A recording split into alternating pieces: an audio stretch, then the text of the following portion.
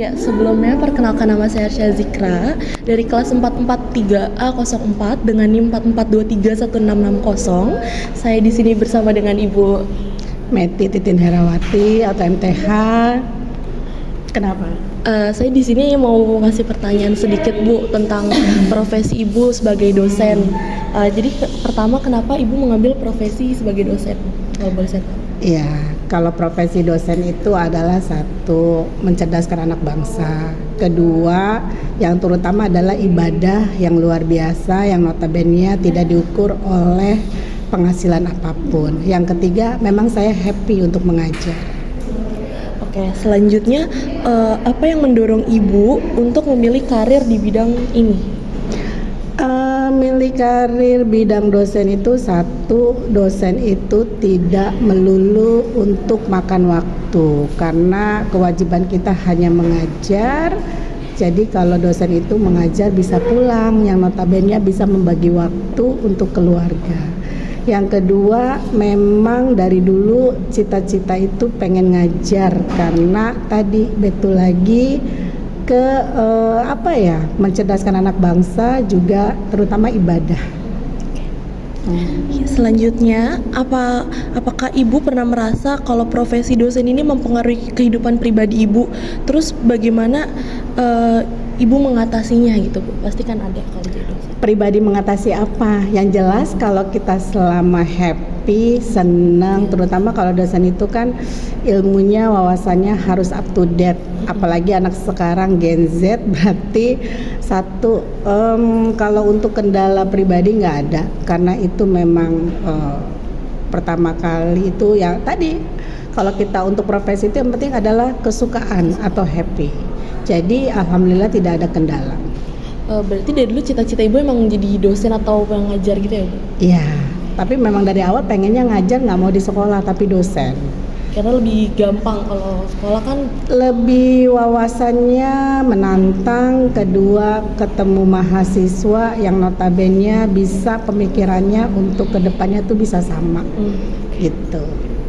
Selanjutnya bagaimana Ibu mengelola waktu? Pasti kan susah nih kalau jadi dosen. Mungkin ada entah ada matkul yang demprak sama kegiatan Ibu gitu. Itu bagaimana Ibu mengatasinya Bu?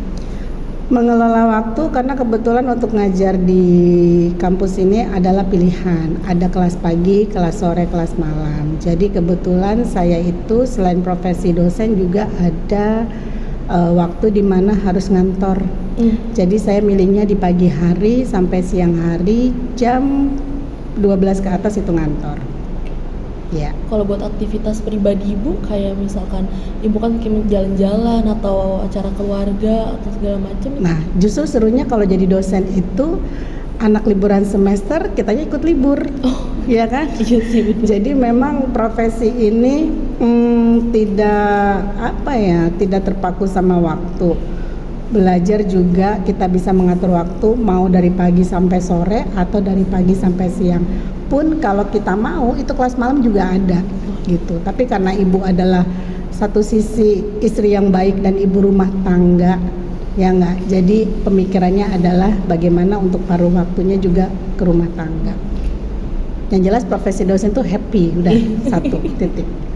Oke, pertanyaan yang terakhir, Ibu ada saran nggak Bu buat dosen-dosennya, misalkan saya yang punya cita-cita sebagai dosen nih, Ibu ada saran nggak buat saya kayak apa yang harus saya perdalami lagi atau?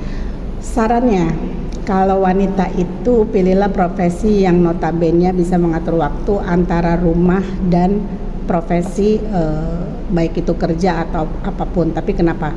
Kalau ibu milihnya adalah mengajar atau dosen, karena notabene perempuan itu akan menikah dan punya anak ya. Jadi itu diatur waktunya.